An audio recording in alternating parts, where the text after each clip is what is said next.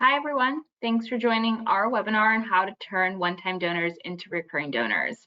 My name is Kiara Benez, and I am the nonprofit specialist at the Catalog for Philanthropy. Looks like we still have some people logging on, so we'll get started in just a minute.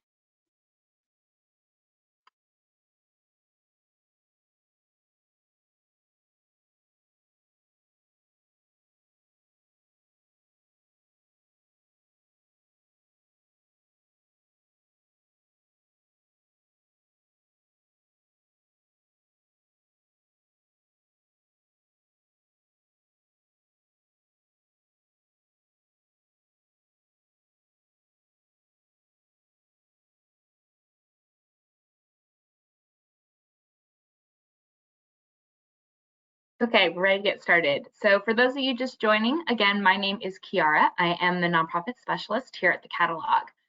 Today, we're going to be talking about donor engagement and specifically how to increase and cultivate our recurring donor bases. Typically towards the end of the year with Giving Tuesday and end of year giving, or really with any major campaign, we do see more unique donors giving to our organization.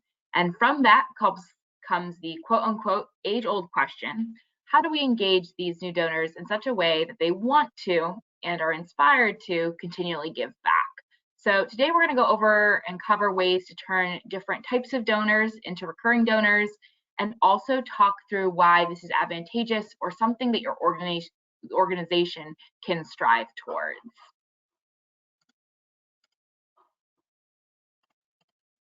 So first, I want to set some context. There are a few reasons that recurring donors are key to organization success. So one, they matter because they drive higher retention rates. Monthly giving programs really lead to more donors sticking around for longer, really intentionally or unintentionally, subscription style, I like to say. We all have those subscriptions, or we have at least experienced in the past potentially. You sign up for a subscription, you may forget about it, but you keep paying into that. I'm not saying that's what we're going for with our donors, but when we're talking about donors sticking around for longer, sometimes they'll keep giving. Again, that's not our goal. But also it breaks up their giving more over time and it's more sustained. The thing that we're going for is that they're more aware of what you're doing, since they're either given newsletters updated regularly. They're really, once they're giving more to your organization, they're long-term supporters. They're really entrenched in what you do. For you, this is really beneficial because it is sustained giving, and for the most part it's pretty predictable and reliable. So having these donors can help our organizations increase our ability to project into the future, potentially set more goals for growth, because we can rely on these donations coming in. Often, if you are paying into something, you know what you're paying into, and so you are sticking around for the long haul, especially if you've given more over time. Recurring donors also matter because they are advocates for our organization.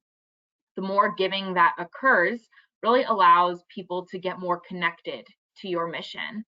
And as their total amount grows, they're more likely to become long-term advocates and supporters of your organization.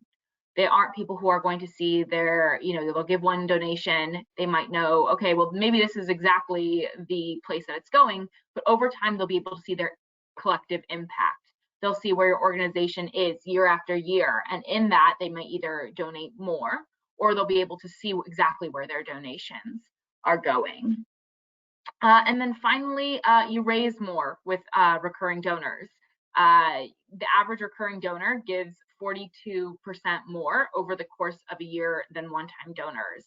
And 52% of millennials are more likely to give monthly versus a large one-time donation. Again, think of subscriptions. Psychologically, really breaking down larger payments over time is more appealing than that one large donation a couple times a year. Really thinking through breaking down those smaller amounts.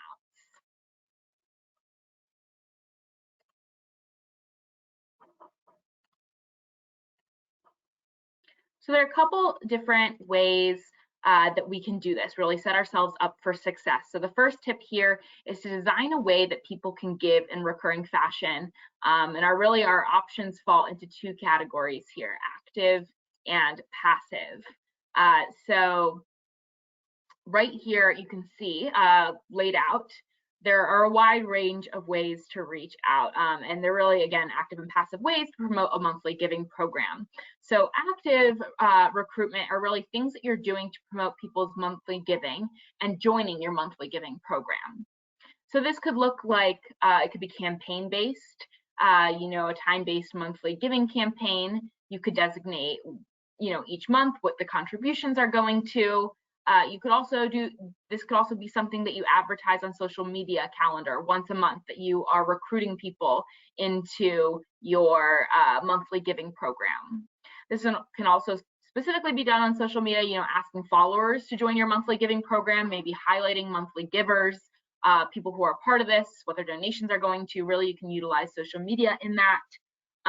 And then also thinking through targeted outreach to folks who would be good candidates. So actively recruiting in this area, and we'll get to some tactics and strategy for that in a little bit. But this could also look like a new donor welcome email where you're encouraging monthly giving. Really, when we're thinking about active, you're identifying different ways that you are going to be bringing people into the system in an active way. You're setting targets, you're setting dates, and you are pursuing this and very intentionally. Now, passive is something that's really helpful, especially as we talk, it's a good way when you don't necessarily have a lot of capacity at your organization. The passive ways of recruitment take time to set up up front, yes, but then they can really just become part of your weekly, monthly workflow. So passive recruitment looks like a monthly giving button on your website's navigation bar, monthly giving program link in the signature of staff emails, a monthly giving program button in the footer of supporter emails. It could be a permanent section of your e-newsletter dedicated to monthly giving. And then, as I mentioned a little bit in the active giving, you could do shout outs or recognition posts of existing monthly donors on social media with links to the program page. And really here you can use social media to share graphics with quotes and statistics around what monthly giving goes to. When we think of what the best strategy is, it's a little bit of both. It's a little bit of active recruitment where you're asking people to be those monthly donors, it's solicitation there, but it's also passive in creating a system that you can monitor and maintain, but you're not actively pursuing at every point. Although, again, if you have a little bit less capacity at your organization, definitely lean on those passive ways to recruit ongoing donors. And so now, we talked a little bit about how to promote this in general, but more specifically want to talk now about how we would go about engaging donors after they've made that gift for the first time. So not only just having the system set up, but what are we going to do to get them into our network, to get them into that mindset of being a recurring donor. So tip number 2 here is to start stewardship quickly. So I want to talk through some of the ways that we can go above and beyond after a donor makes that first gift in order to get them interested in becoming that recurring monthly donor. So first, create a communications plan. So once your annual giving starts to wind down at the end of the year, it's time to really start planning campaign activities for the following year. And that should include a plan for communicating with your existing donors on an ongoing basis. So think about planning out those first 6 months of communications with new donors. As that first step, you can map out all of the stewardship activities your organization undertakes throughout the year. You can list a simple summary of actions and timing and really fill out how overlaps, gaps in your existing communication strategy. Are you over communicating with your donors? Are you not communicating enough?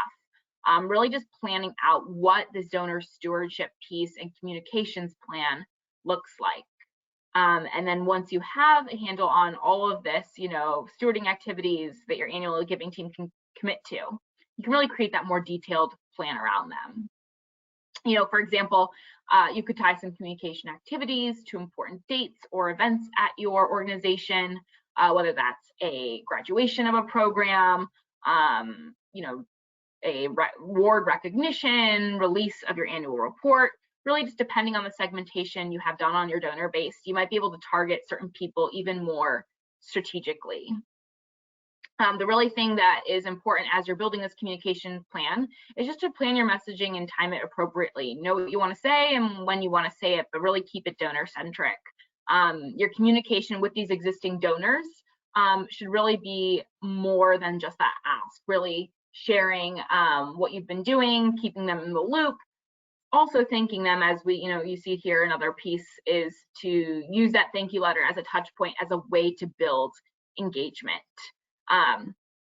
Really, when we're thinking about how to transition those first-time donors into recurring donors, we're thinking of ways to immediately engage them in our work, make sure that they're still aware of your organization right after they make that donation, and that they see the impact there. If you're thinking different other tips here, use your automated receipt to your advantage. You can include language about how your donor's making a difference, what their gift will accomplish, and what their gift means to the people you help. Again, your goal is to connect that donor to your mission even more strongly, showing them that real life impact they made and letting them know that you'll be in touch in the future. Really, when someone donates to your nonprofit for the first time or the first time in a long time, it's important to try to reach out to them directly and personally if you can. So in this touch point, don't discuss an additional donation or monthly donation, but really making sure that they're brought into your donor base. Another thing you can do to understand how to attract new monthly donors is to talk to your current monthly donors if you have them. So if you already have a steady group of monthly donors, they do hold a ton of insight on what works and what doesn't. And often they're invested in your organization, are very open to sharing what brings them to your organization, what keeps them invested. So you can take a look at their giving patterns to unearth clues. If you have a good relationship with a few of them, go ahead and call them up, thank them for their sustaining gifts, let them know how important they are. And you can even ask them in those calls when you're thanking them to share a little bit why they support your cause. These are things that you can then use as data points to be able to recruit more donors, but also things that you can potentially share in those social media posts, and as we're talking about active and passive recruitment here. And again, as I said, important to get donors early on. Make sure they're getting involved so that they're more likely to stay engaged. So now we've talked a little bit about how you can engage new donors. I now want to talk about converting existing donors into recurring donors, because that is also an option as we talk about monthly giving here. So tip number 3 we have is to identify potential candidates within your network. So talking about how you're turning your current giving base into recurring, and this really falls in that identification phase. So really, when we're thinking about this, there's a couple ways to think about it. So when you're looking at who already gives, there's 4 pieces here, kind of 4 components, buckets that people fall into, or ways that you can think about reaching out to people, or the right people to be reaching out to. So let's start with frequency. So anyone giving more than 2 times a year is really a great target for monthly giving. Anyone currently giving more than 2 times a year is someone who's looking at your organization often. So often that sell to get them to be giving 12 times a year isn't as hard as someone who's only giving 1 time a year. It's someone who has thought about your organization twice this year. They've either been looped into your newsletters, they've seen the impact they've had, they've been involved in events that you have, and so talking to them about long-term giving would be very appropriate. When we're thinking about people who fall into this frequency, alumni and volunteers are a really good target for frequent gifts. Also talking about age, millennials and Gen X are more likely to become recurring donors. Millennials are really the youngest donors you want to target at this point. Just, thinking about college students and Gen Z, they might not have enough steady income. So really focusing your efforts, again, around the subscription style, millennial, Gen X age range. Also donation size. So target donors giving smaller amounts, and then consider asking donors to give 20% of their one-time gift monthly. When we think about this, small donations, really helpful to help your donors think through amounts. So, if someone's giving currently $50 a year, they may sign up for a $10 a month. Or if they're giving 100 twice a year, maybe doing 20 a month. whatever their one-time gift is, asking them to give 20% of that gift monthly. Really, in these examples would be like 250% more than they currently give. So thinking about, okay, how do we break down their larger gift into smaller amounts and let them see that this can be sustained over the course of a year. And then also, we're talking already engaged people, so people who already have a high level engagement with the organization is a good group to ask. Again, that's alumni and volunteers. It's often those who are already engaged with the organization are those same people that fall into that frequency category of they give more than 2 times a year. But really in this, when you are thinking about how to transition people who are one-time donors into recurring donors, it's really helpful to think through and really communicate to these donors what this would look like for them and give them examples. Instead of saying, hey, you can be a monthly giver, you could say, turn this into $10 a month, $20 a month. Make it easy. If you're thinking of that passive, maybe email or monthly giving button that's on your website in your email, you could have a suggested amount for a monthly donation in there. Really make it easy for your donors to be able to be like, okay, that's a coffee, that's 3 coffees. I can easily do that every month. And here's where I know my money will go to. Here's where it will impact their mission. So this is really focused again on transitioning your current base into recurring donors. I now want to talk about how to make these recurring donors stick. So once people are in this recurring donor category, that they're sticking, but also how we are recruiting people specifically to be recurring donors for our organizations. So again, another component of all of this is really recruiting those new donors who are interested in being recurring. So it's a little bit less of converting, but more so seeking out people with this in mind, and generally how to keep people as monthly donors. So there's a couple different things. Again, I've mentioned a few times, it's really important at the end of the day to just make sure you're engaging with your donors. That's often the gateway to making that ask, to keeping them more involved, getting them up to that higher frequency of giving so that it's easier to make that ask and easier for them to envision themselves giving 12 times a year. But you'll want to engage right away and make sure that you're really cultivating these donors. So there's a few things here on screen you'll see that are things to motivate someone with your pitch to become a donor. So, create incentives, that's one option. So you could use a challenge or a matching gift to make donors feel like their gift has that much more impact. Really focusing also on demonstrating their impact. So highlighting the benefits of recurring donations to donors. You can tell donors why it's advantageous for them to give on a recurring basis, and for them, not necessarily you. Show them how much of an impact that their small regular donation can make, and then continue to update and engage with news and photos of their impact. If your donations go towards a specific event, or you have recurring events throughout the year, sharing photos and news of those events shows them exactly like, okay, if they're giving this much each month, here's what it's allowing your organization to do. Important though, when we're talking about this, you don't want to over communicate. Again, make that communications plan, but don't communicate with them more than once a month. Maybe even less than that. You can do like every other month, just making sure that people are aware of where their money is going, and tie it to something personal if you can. And as I mentioned, really great when you're talking about donor engagement to add that visual component to your communications, that picture of an event, maybe something was funded by donation, something you're able to purchase for your organization, new staff member who's come on board. Really, again, when we're thinking about bringing people in and keeping them as recurring, we want them not only to be excited about where the donation can go, but to see that, okay, well, by doing this, the organization is able to do more. We want to keep people engaged and make sure that we're stewarding our donors appropriately there as well.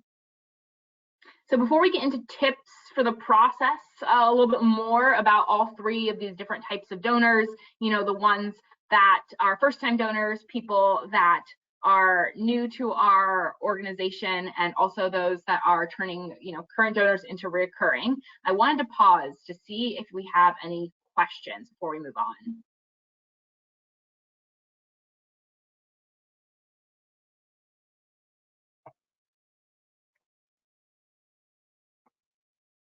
Okay, I don't see any questions right now, but if you do have a question, feel free to go ahead and submit it in the question box, and I'll make sure that we have some time at the end to get to those. So now I want to talk about some tips that kind of apply to all the audiences or giving profiles we discussed, but when we're thinking about all of this and making sure, again, that we have a process in place, it's important here, tip number 5 is to make the process simple. So how can you be one step ahead and retain these donors? So you really want to create a smooth experience for the donor. And a lot of these, again, it goes into those kind of 2 ways that we can do this. We can mix and match some active ways of recruitment and some passive ways. But really important is to automate if possible. So, make it easy for them for recurring donors to change their minds. Make it easy for people to decide to be a recurring donor and for recurring donors to get out of being a recurring donor if that's something that they choose to do. Establish structures internally and make recurring donations an obvious option on your website. As I mentioned, you can have a push button. You can include it in your monthly newsletter as like a ongoing blurb that you always include. You could also have it in your staff's email signatures, a way to give monthly. When we think about automating the system and really making it easy for them to change their minds, make it clear to your donors that they can cancel the recurring gift at any time or change the amount. Again, what we're doing overall when we're thinking about our donors, we want to build trust with them. And, as much as we appreciate and need their donations to continue doing our work, we want it to be so that they feel appreciated and that, we're not just going to them for the money, we're going to them for the impact they can create. So if they don't want to give that gift at some point, it's easy for them to opt out. It's not something that they have to jump through hoops to get out of. Make this easy in terms of automation. Inevitably credit card expiration dates pass, credit card payments bounce, account numbers change. Really just stay on top of any of these issues, proactively communicate with your donors, think about those internal structures that you need to attend to file and kind of data hygiene, either by dedicating a staff member to follow up on missed payments or by using, a card updater service to automatically update credit card info or prompt your donors to do this. So really when we're thinking automating, we're thinking about not only just the actual automation of the process on the back end, but also how will our staff support this? How will we make sure that this is easy for everyone involved? Another thing to do to keep people in this process or to keep people as recurring donors is to segment your communication for recurring donors and craft messages specifically for them. If you are asking in a general monthly newsletter for people to become recurring donors, think about segmenting your audience. You don't necessarily want to keep asking them to be recurring donors if they're already in it. You want to acknowledge that. And so how do we separate our emails? One for people who aren't giving monthly, one for people who are. Just being strategic with the asks that we're making. That's important as we, again, think of donor stewardship here. And then finally, manage the data. Just make sure that all monthly donors have their donations tied to them specifically. You can do this, again, on the back end. Maybe it's that person focused on data hygiene. You also want to be able to understand what your communication impact has been or your communication footprint has been with any specific donor, just to avoid sending them 12 thank you letters. You can streamline the system, message them at the beginning of the year once they become a recurring donor. You could do like a 6-month in thank you letter, like here's where the first half of the year has been. And then, maybe the end of the year, that part of the annual report or annual report for the full year goes to your donors who are giving monthly. Again, I previously talked about the incentives, giving challenges. These can be highlighted, but when you're thinking about recurring donors, you don't necessarily need to thank them every single month. Again, when we're thinking about automation, maybe it's once their donation has gone through for that month, they get a quick like, hey, acknowledgement that the donation's gone through, but it doesn't need to be that full thank you letter that we're writing. What we want to do is make sure that when we're thinking about, again, segmenting our audiences, that those who are giving more than one time to our organization feel like we understand that and we know that they're giving more than one time and we're not just treating them like first time or one-time donors. So not only is making this process simple for donors important, but also making it enjoyable. So thinking also like, how can you make sure your donors are happy with not only your work, but also your communication. So tip number 6 is really this final piece, which I have been talking a little bit about as we've gone through this, is to shift away from the transactional. And, you know, is you really want to build that lasting relationship. And that looks like genuine, frequent communication and outreach. It looks like sharing regular updates and those personal updates. So when we're thinking about genuine, frequent communication and outreach, that could be phone calls, video chats, workshops, maybe specifically for your monthly donors, social media, email, asking questions about them, offering support if possible, and then asking for their support. The emphasis on relationship and mutual commitment. You're working with them, they're supporting your work, making it about that relationship. Sharing regular updates. The more updates on progress we send to one-time donors, the more they turn around and contribute as a response to receiving updates that show specific quantifiable achievements. When they see their money is doing something, they want to donate more. So again, this goes to all what we've been talking about. You really want to make sure that you are sharing updates, and it doesn't have to be again, more than once a month, but thinking about how will you either segment your audience or how will you share what their impact has been to inspire more people to give monthly or to keep and retain those monthly donors. And then finally, make it personal, but on the donors' terms. So meet as often as donors want, as you're able to. You know, some donors may just want email or phone communication, and others may want to meet in person, a little bit different as people are comfortable with COVID, but thinking about what makes sense for them. And the best way to find out if you're not sure is just to ask what they prefer. We've also seen some organizations do kind of ask me anything sessions. They've done like donor office hours where people can come in and ask questions about where money is going, where their impact is. And so it's kind of a little bit on your terms, a little bit on their terms. They can choose a time, but you're able to figure out what makes sense for your organization. Really here, as much as we are really focusing on our relationship with the donor, you know, we're also thinking about how does that impact us. But really, you know, if you show that you're listening to their wants and their needs as a donor, they're more likely to donate more often. They feel heard. And just other things to keep in mind here, you can't do necessarily the same old for this group, though we've talked a lot about that. We want to make sure that this group is segmented out from necessarily our first-time donors or one like yearly gift donors. You want to make sure that you are thinking these are good candidates if you don't include them in your monthly newsletter, to have them in your newsletter. But just thinking, again, this is a new group, this is a new donor base. We're going to treat them just slightly different. Won't take too much time. It might take a little bit more staff time to set it up and to maintain data. But in terms of thank you notes, this might just be another section or segment of your audience. So I know I've thrown a lot of information your way.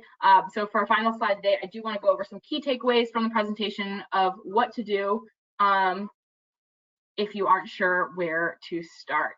So that's 1, highlight impact. So show supporters why giving monthly makes a particular kind of difference. 2, personalize. Note how your supporters prefer their communications. Do they want you to include them in the monthly newsletter? Would they prefer a call? Do they only want to hear twice a year? What does that look like? 3, stay true. So value and authenticity are key to making your relationships less transactional. So really be genuine in your asks and ways that you are communicating with your donors. You definitely want to thank your donors. Stewardship for monthly donors will and should look different. Automate if possible. If there are more barriers to entry, donors will be discouraged. If it's hard to get out of a subscription, you have to email 3 people, call someone else, it's going to be tough. They won't recommend it to their friends, but if it's easy for them to sign up, for them to update their information, to be added to your email list, easier for them, also easier for you that you're not dealing with a huge influx of emails, email traffic. And then 6, as I mentioned, opt out. Emphasize that donors can opt out of any monthly giving at any point, but they're not tied to any specific amount of time, but you appreciate them giving monthly. Again, breaking down those numbers if possible, saying like, you know, we see that you make a yearly donation. Would you consider making that a monthly donation of X amount potentially? So those are our tips for today. I know we're getting towards the end of time. If you do have any questions, I see a couple coming in. feel free to submit them in the chat and we'll close out soon. All right, so we have a question. Do you have any suggestions for strengthening donor relationships with seniors who don't use email but have money to donate? Quarterly newsletters are being sent. Many want more contact. So one suggestion we have here is potentially having one of your development people do a quarterly call to follow up on the newsletter. So that could be, you send the newsletter once you know it's gotten to some people. You could ask if they want to do a phone call. You could also invite them to an event where you're sharing donor impact. What we want to focus on, regardless of the way that people engage with us, whether that's on digitally, on email or otherwise, is that we're keeping them engaged in our work and making sure that they have options to connect with us and that we can answer questions and share their impact. So monthly newsletters are a great thing. It could be sending them pictures from events, trying to think about how to make that just a little bit more personal. But also, if your development staff or you have time to make calls, kind of setting up a call schedule. So you don't need to contact every donor 3 times a year, but really thinking about, okay, which donors are we going to contact in which month, so that maybe over the course of the year they've heard from us twice, or they've at least heard from us over the phone once. And if you want someone who is less of a tech savvy person to be a monthly donor, that can come up in that conversation. So if you're talking to them twice a year, you'll have that monthly newsletter that you are sharing impact on. You can then follow up and say, we started this new program for monthly giving. Is that something that you're interested in? And thinking through what could that look like for you? Is it something where you are getting their credit information that they want to share? You're setting them up on the online system?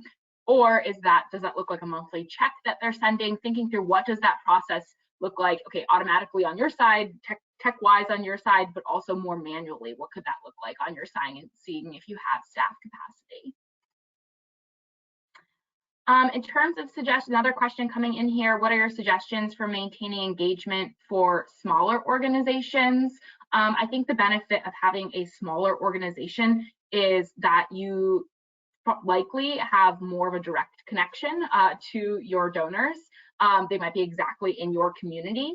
I would say to just really, if you're focusing on one thing here, is just to create that monthly giving program, create something that you can maybe advertise on social media, like really just start out with, okay, who are your donors?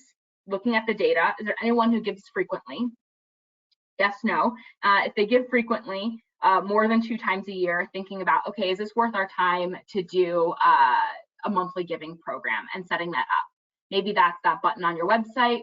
Maybe it's an email campaign that you do once a month saying like, hey, you're in our monthly giving program, like now's the time to make your donation. Thinking through what does that look like on the most basic level. So what does your audience look like? And then just setting up the program. All this around communications and everything else here can follow once you have a little bit larger of maybe a donor base, but just setting yourself up for success so that when you are ready to do this and ready to roll this out, you can share that. And also just make sure that you're sharing that impact that donors are having, so that they're more engaged and likely to know what their community impact is. All right, we are at time here. Thanks for joining us. If you have any questions, we'll be sending out the slides after today and the recording after today's webinar. If you have questions, feel free to submit them to my colleague Laura or myself. We're happy to get back to you after this webinar or jump on the phone to discuss any of this. Thanks again for joining us, and we will talk to you later.